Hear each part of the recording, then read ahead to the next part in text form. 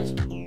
It's Jay from jaysculpt.com, and I'm bringing you a quick review, my impressions of the Samsung Galaxy S3, and essentially my first impressions with it, how it compares to my current phone, my iPhone 4S, and the flaws, drawbacks, basically the reasons why I decided to stick with the iPhone. Now, as you can see, this has a gorgeous screen. The screen is actually the size of my iPhone, literally almost. The actual screen on the Galaxy S3 is the size of the iPhone 4S.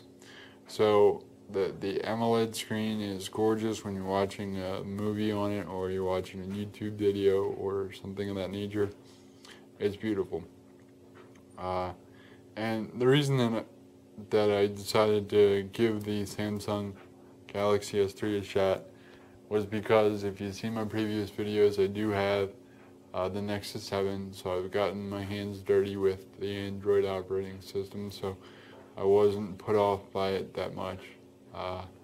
Even though I am very comfortable with iOS, because as smartphones go, the iOS was the iPhone, I guess I should say, was the first smartphone I ever had. The only biggest issue I have with iOS or Apple is the fact that you are tethered to iTunes. You're stuck with iTunes. It's a ball and chain.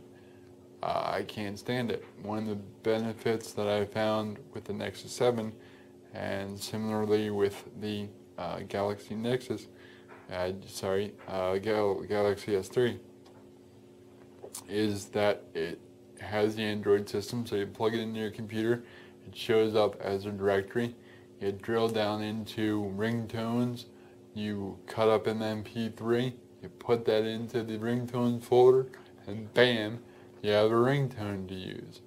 Unlike iTunes, where you have to go through this convoluted process to turn your MP3 into an M4R, and then you have your ringtone. Well, it's a pain in the... okay, so you get the idea. So I wasn't opposed to getting away from iOS because I just couldn't stay in iTunes. Still can't. Problem is, as much as I do like the width in terms of watching a movie or having more screen real estate, it becomes it's clumsy for me, okay? I'll show you on lock screen. If I'm using it one-handed and I'm looking to, I don't have the smallest hands in the world. In fact, I have pretty big hands, comparatively speaking. I have issue with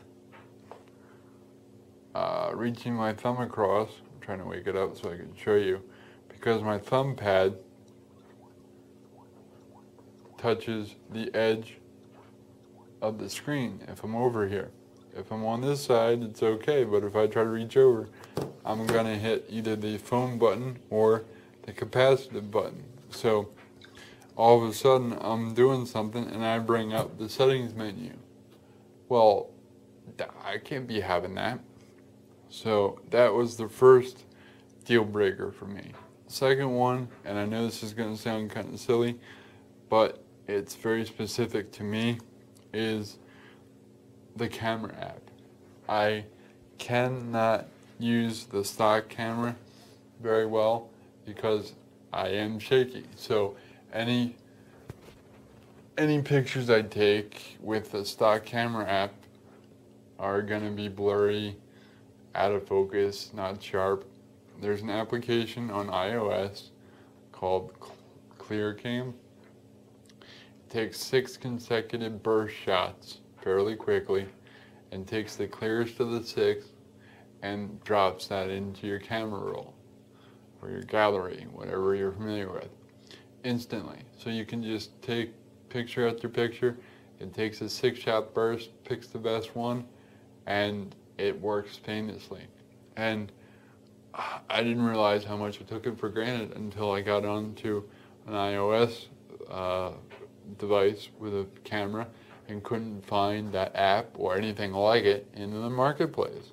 The best I could do was to find the app that has the situation where you wait for the phone or the camera to be still and then it takes a shot. Well, as I'm waiting for it and I see that it turns green and starts to take a shot, I shake because I get all excited because I finally stayed still enough. And by that point, whatever the hell I was trying to get a picture of is long gone anyway. Okay, end of that rant. Finally, and this to me is just a simple design flaw. The speaker is on the back. Okay, so as you look, this is the speaker right here where my thumb is. So if you, and I'll bring over my little microfiber to maybe show this off. If you're in bed or it's on your lap or you're, have it on a pillow and it's sitting face up on a surface like this and you go to watch a video, I'll pick this video just because it's loud. It's going to be, hang on, it's going to be muffled. And I just don't understand that. I see that as a design faux pas of the nth degree. I just can't get it. So,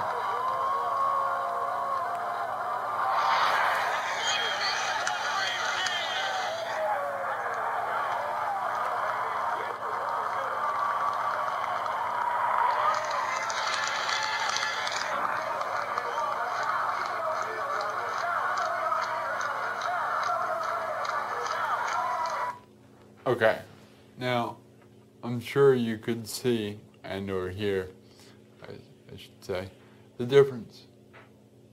That is baffling to me.